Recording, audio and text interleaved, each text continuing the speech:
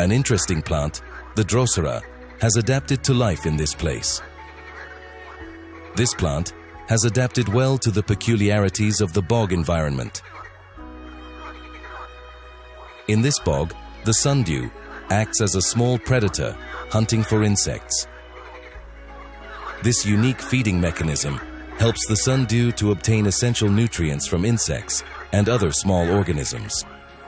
All sundews are insectivorous.